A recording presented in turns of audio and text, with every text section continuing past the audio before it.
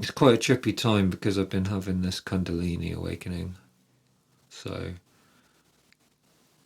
it's kind of like being on a really rocky sea. Like the sea's really stormy at times anyway.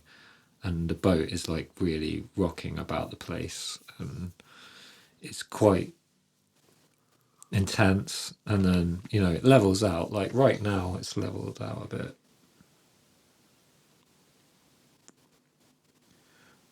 But it's been interesting because like I can have two conflicting emotions simultaneously, like in ways, and also I've been having feelings where like I've never felt them before.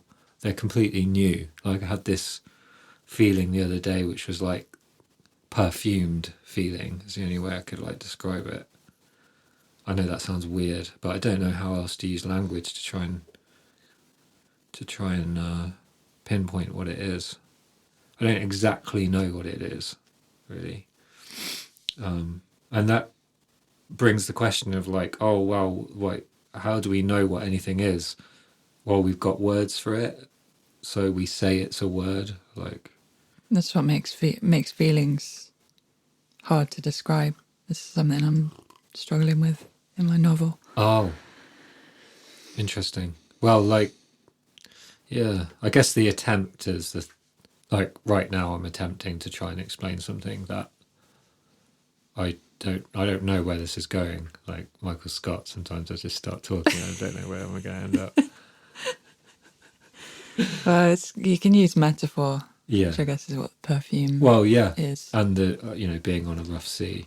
So, but so yeah, so that I'm getting inspired by the experience of the Kundalini moving and changing and the polarity of it shifting, and like I do really feel like a passenger in it. Like I'm just watching it happen, and I've got no control over it. And I think that's the same with life. Like we're just here to view it. We're not really in control of it. But we just most of it's done for us, right? Like the the Chariot card in the Major Arcana Tarot, or Universe and Universe Dog for us, which is like this old woman that carts this old dog, this old fat dog, in a pram.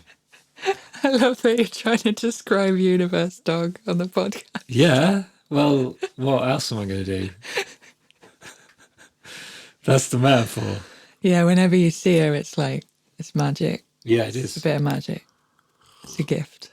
Yeah, because like the old woman is the universe, right, and the dog is the dog, right, and it's like the dog is just really overweight, and it's just like it's got a little area in the pram, and sometimes she puts like a thing around its body, so it looks like it's in a shawl.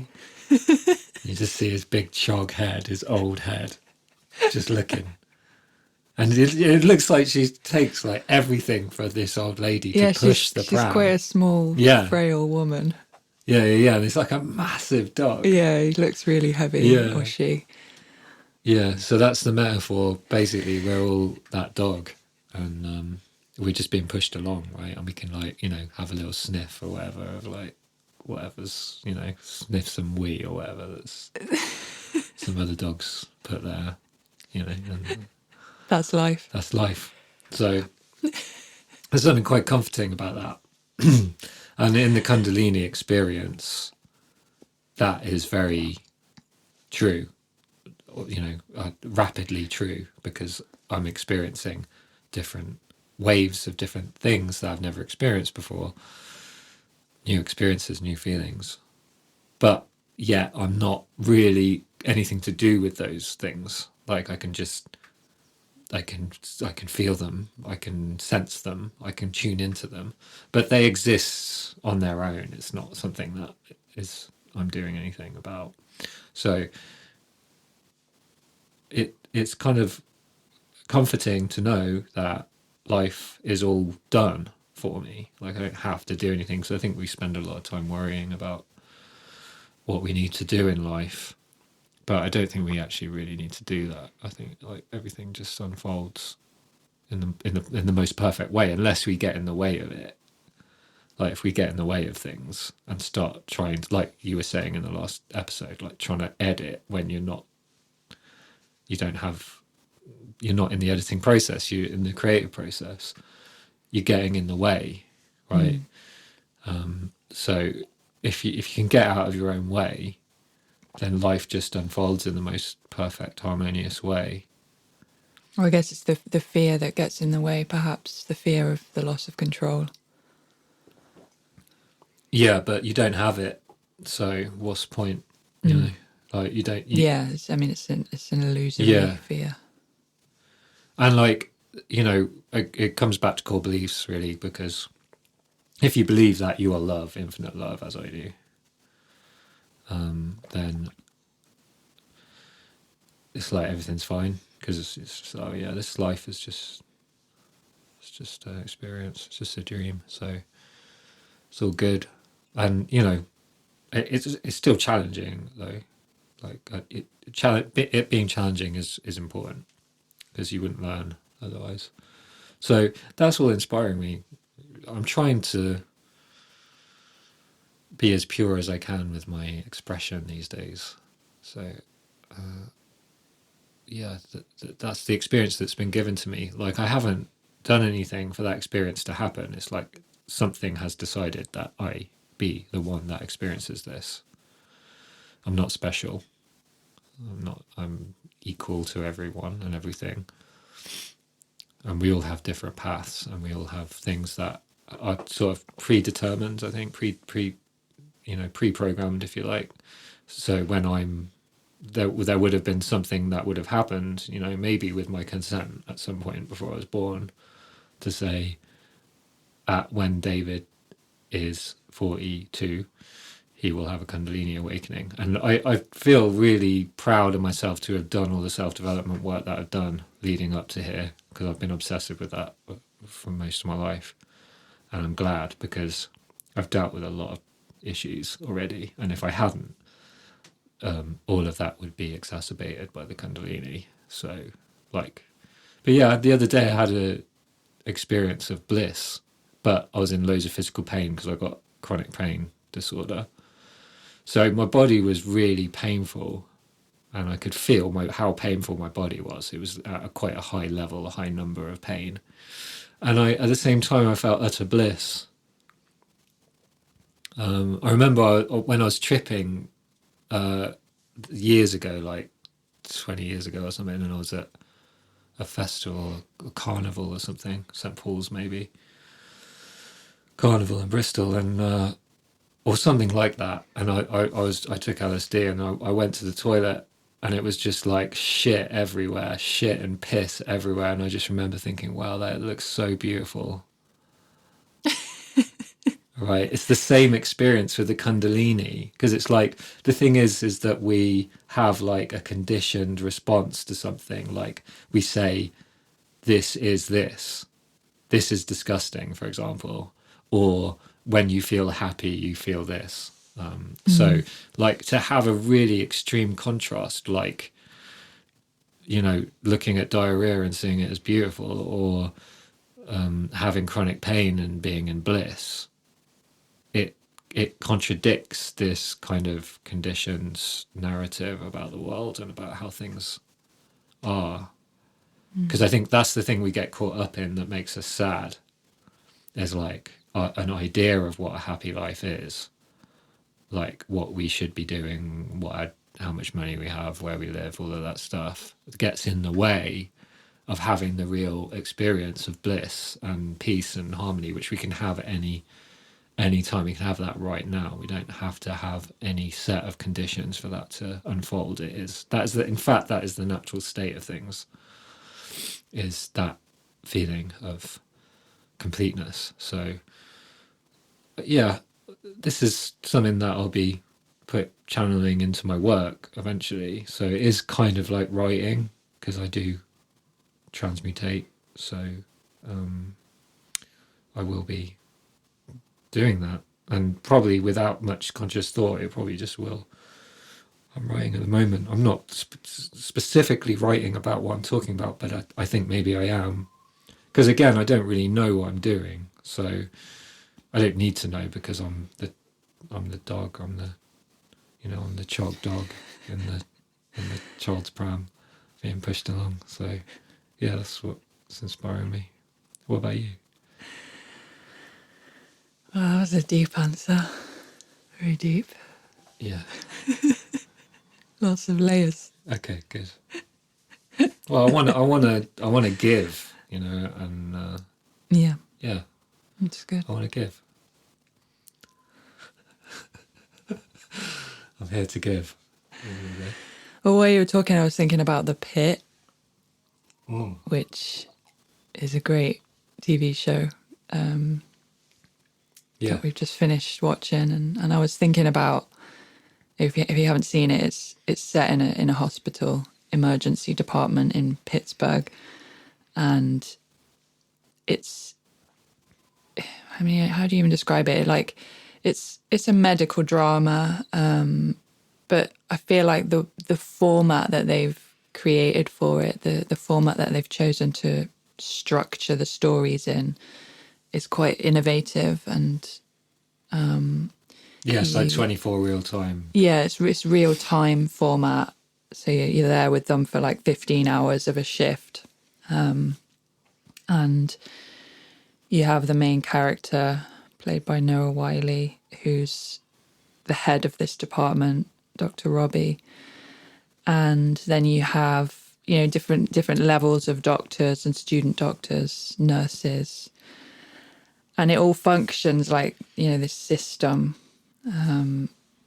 And I was thinking while you were speaking, because in the second season, Robbie's like falling apart because he's taking a sabbatical for 3 months, and he is worried that the department is going to just like go to shit while he's gone, and he's kind of freaking out about that loss of control. Right. And I was just thinking while you were talking about how it's just a good metaphor for what you were saying, how we just think we have this control. Like, he thinks that he is that department in the way that we think we're external circumstances, or we think that we're our bodies. He kind of thinks that he is that department, and he experiences all of this fear and depression and victimhood and all of this stuff around it that is created out of this pattern of what he's experienced in his life, his own sort of trauma from childhood. So yeah, it's quite deep, even though like on the surface it's like, oh, it's just a sort of medical drama where you're just seeing patients come in and you're seeing them be treated, and that's kind of all that happens over and over and over again, and it kind of intensifies the pace. Yeah, it's pretty brutal. It's obviously. quite brutal, and it's very really graphic. brutal. Brutal for the people working there. Yeah, but it's a really great depiction of burnout and like the effects of a system that doesn't work, on a really human level. Yeah. How it affects the staff, how it affects the patients, patients who can't afford to pay for their healthcare. But yeah, I've been quite inspired by the way it's written, and how you're not just staying with one character's story as you would in a normal TV show. You're kind of like dipping in and out of all these different stories, and getting to know characters for like 5 minutes, and then in the next episode they're gone, and I just quite like that, because I don't know, it just feels quite true to my experience in some way of like things changing constantly, being my internal experience of being so changeable and like not attaching to any one thing, just kind of allowing it to flow. And you kind of get into that zone with it when you're watching it. You're just like in the flow of it, in the flow of like all the movement and the choreography and the writing and the pacing, the rhythm. Yeah. So that's been inspiring me, because I can see how I can apply that in my own work, of having this system of characters that are all having their own stories. Although I do have a main character, but she experiences other people's stories. She experiences other people's internal worlds. So I can just see how that's useful, that kind of dipping in and out of people. I just quite like that. It feels quite fresh to me. Nice one. And it's also, you know, the Pitt makes a lot of creative decisions around like representation and diversity and that kind of thing, which I also appreciate. It's got some good neurodivergent characters, and that's always nice to see when they've sort of taken care to write those characters and they've actually consulted some autistic people, and you can feel it. You can feel that they've made sensitive decisions in how they're depicting certain characters and groups. And issues in America right now, healthcare and gun violence and all this stuff. Yeah. Well, it's just an accelerated version of stories that we're used to, right? Because everyone's going in with life or death situation. Well, not everyone, but there's lots of life and death. A lot of people die because people die. Because the thing is that people die, and that happens, and there's nothing you can do about it. It's quite good for me, actually, because like my parents died of terminal illness, and they've addressed every single issue that they had on in the first 2 seasons of that show. Alzheimer's and dementia, and her daughter dies. And cancer. And cancer, yeah. Well, so yeah, well, I can just relate because my grandmother had Alzheimer's and dementia, and my mum died, and I was looking after my grandmother, and I kept having to remind her that her daughter was dead, and she kept hearing the news for the first time. They did that in the Pitt. Same story. And lung cancer. Yeah, there was like a mother that died in the emergency room, and her son was having a hard time going to say goodbye. I had to go and say goodbye to my mother in that kind of situation. My brother had a heart attack, a series of heart attacks eventually killed him, and they depict that really well.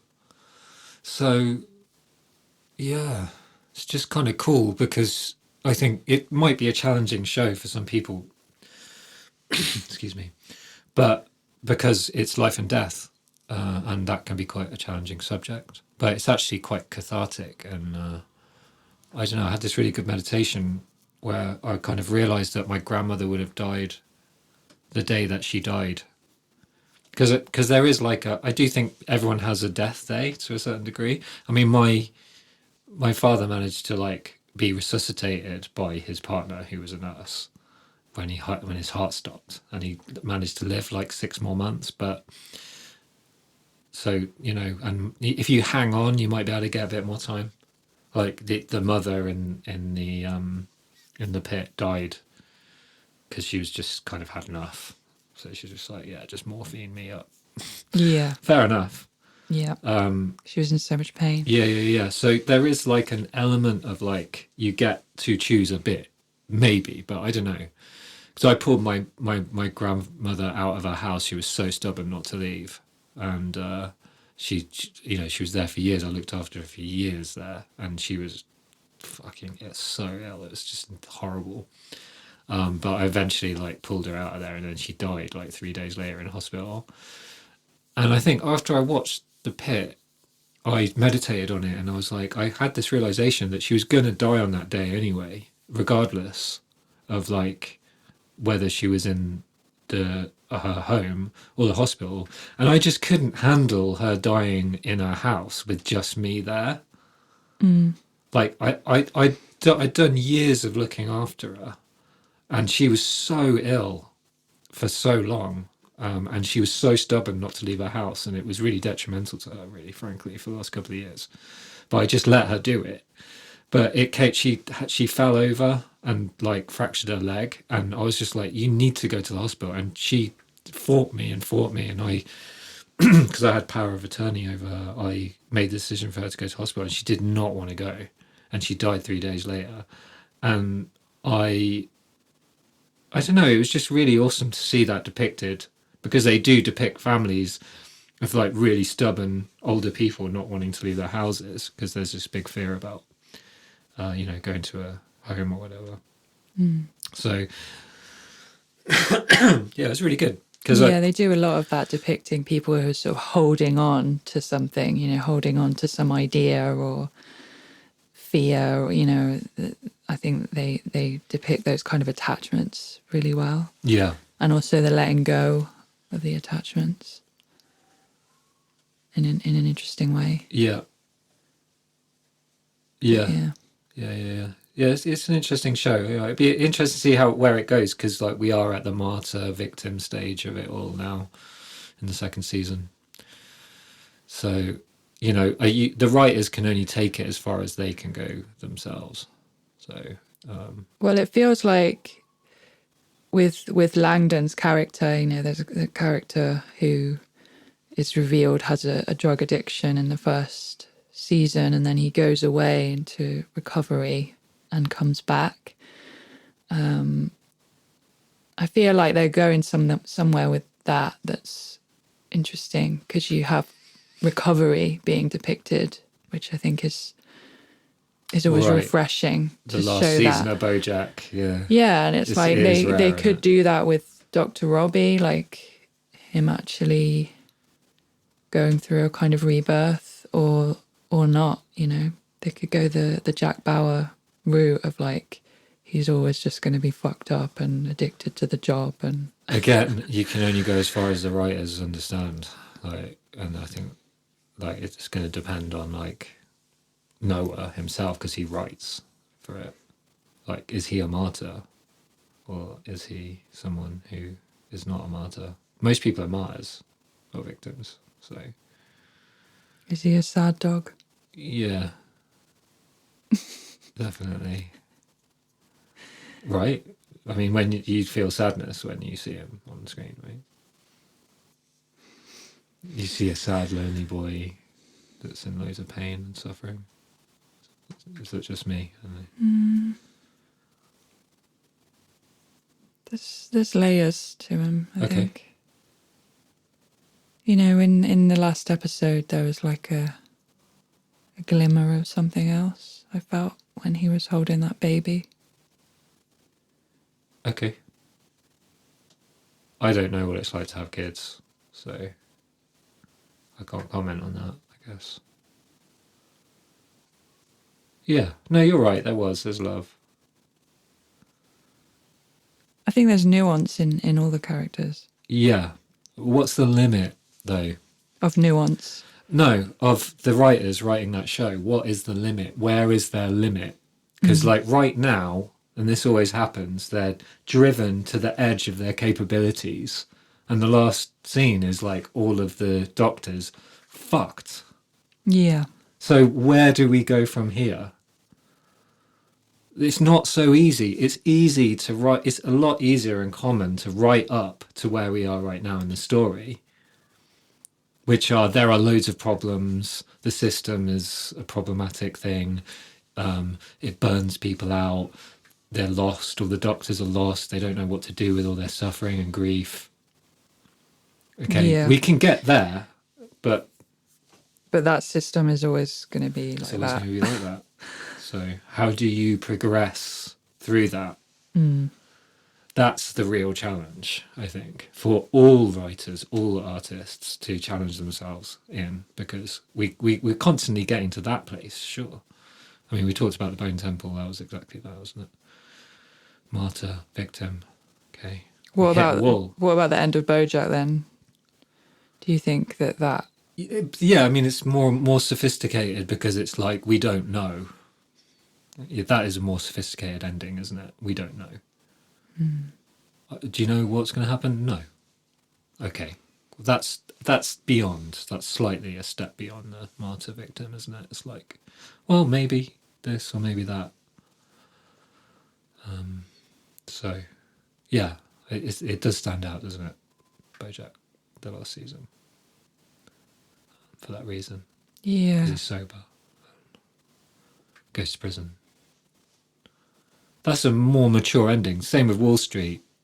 Like, Bud Fox goes to prison. That's the ending. I feel like that's what they tried to do with Better Call Saul, but they didn't pull it off. No, They tried to have him like facing accountability, and it just... I hate the ending of that.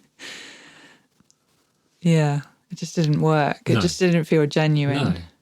No, not at all. It just felt really performative, like him standing up and making that big speech about how Chuck's death was his fault and all this shit. And it's like, I don't know. The scene before that, he's still slipping Jimmy, trying to get one over on the system. And then he suddenly changes to that. It's just like... The character arcs are just a complete mess. Like, Kim Wexler is just all over the place, so she makes no sense. But, she's played by Ray. And she is an amazing actor.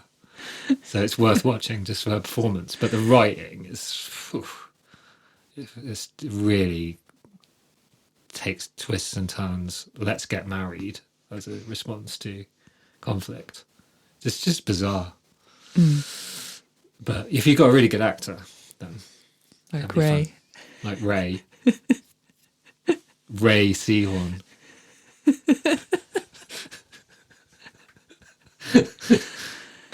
Sorry, I've got to think about names. I get pissed off when people call me Dave because that's not my name. For example. There's just one example. I don't know if this will make any sense to anyone who's listening.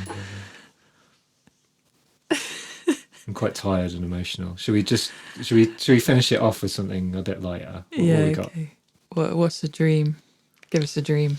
Give us a dream. Oh yeah, I had this really amazing dream a couple of nights ago where I was in the middle of the universe on this like really small planet that it was like really like moist grass on this mound, and I was on top of this mound, and I reached in and it was like really wet into this moist, fertile ground, and I pulled out this tiny white orb, and then I put it in another hole in the moist ground.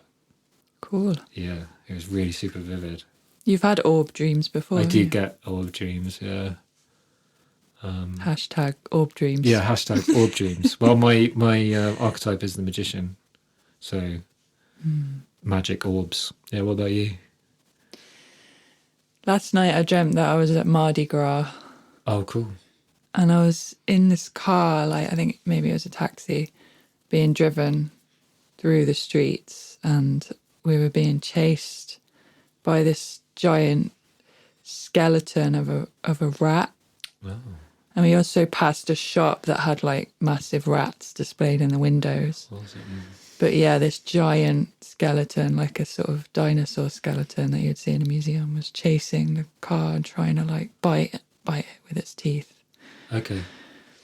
And it had kind of like red eyes, and I was scared. So this is something old and ancient and that's not alive, right? Because it's bones. But it was moving and running alive. It's just an illusion. It's just some idea of the past that isn't real. It's just mine. It's just mine. I got this friend called Martin. It's full of love. It's a monkey. And, He's in one of David's videos. oh yeah, well, one of our we made that video together. We did. What format? Yeah, he's behind the door. You think there's something scary there, and you open the door, and it's just Martin, and he gives you a hug, and you have a nice cup of tea, and a biscuit, and a banana. It's just mine. Just Martin. And he loves you.